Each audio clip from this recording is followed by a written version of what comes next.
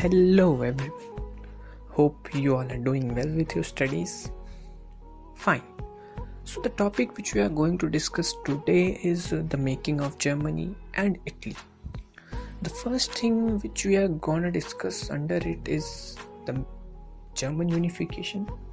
So let's get started. अब जब मैं जर्मन यूनिफिकेशन की बात कर रहा हूँ ना, तो सबसे पहली चीज़ जिसका मुझे जिक्र करना चाहिए वो है मिडिल क्लास जर्मन्स. वाई? ऐसा क्यों? मिडिल क्लास जर्मन्स में ऐसी कौन सी खास बात थी? Because nationalist feelings were very strong among the middle class Germans. और 1848 में इन्होंने एक कोशिश भी की कि क्यों ना डिफरेंट रीजन्स ऑफ जर्मनी को यूनाइट किया जाए एक नेशन स्टेट में, एक ऐसे नेशन स्टेट में जिसे गवर्न करे elected parliament. But it was not a cake walk. इनके लिए सफ़र उतना आसान नहीं था. इनके रास्ते में आ गए combined forces of monarchy and the military. तो क्या ये मिडिल क्लास जर्मन्स हार मान गए? अरे नहीं, ऐसा होता तो कहानी आगे कैसे बढ़ती. इन्हें सपोर्ट मिला. They got support from the large land owners of Prussia, जिन्हें हम प्यार से जंकर्स बुलाते हैं. तो इन्हें सपोर्ट मिला जंकर्स का, और प्रूशिया ने लीडरशिप ले ली इस मूवमेंट की. किस मूवमेंट की? Movement of national unification. अब उस वक्त के जो चीफ मिनिस्टर थे ना, प्रूशिया के chief minister Otto von Bismarck, उन्हें आर्किटेक्ट ऑफ जर्मन यूनिफिकेशन भी कहा जाता है. अब ऐसा क्यों? Because he carried out the process of unification with the help of Prussian army and bureaucracy.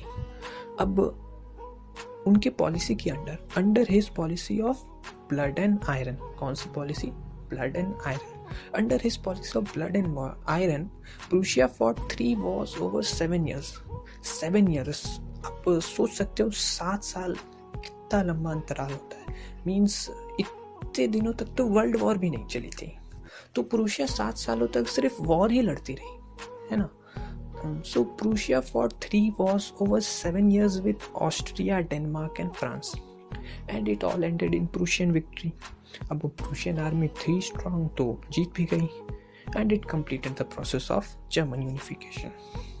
अब न्यू जर्मन एम्पायर बनी, और 18 जनवरी 1871 को केसर विलियम I उन्हें प्रोक्लेम किया गया किंग न्यू जर्मन एम्पायर का, है ना. और ये जो सेरेमनी हुई थी ना राज्याभिषेक की, ये कहाँ पर रखी गई थी? ये रखी गई थी hall of mirrors in the palace of Versailles. The palace of Versailles का जिक्र तो क्लास 9 में भी काफ़ी बार हो चुका है, and you all must be familiar with it. फिर भी मैं एक छोटा सा ब्रीफ एक्सप्लेनेशन दे देता हूँ कि वो था क्या.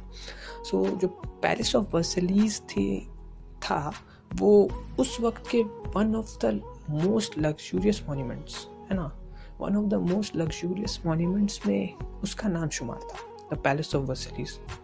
और जर्मनी ने ये सेरेमनी वहाँ रखकर, कहाँ? Palace of Versailles in France, अपने डोमिनेंस को साबित कर दिया कि we are a more stronger nation than you, है ना. उन्हें वॉर में हरा कर भी आ रहे थे. ठीक है. अब न्यू जर्मन स्टेट आई. उनकी एम्फेसिस किस में थी? एम्फेसिस थी उनकी modernising currency, banking and legal judicial system. तो ये थी कहानी, ये रही कहानी जर्मन यूनिफिकेशन की.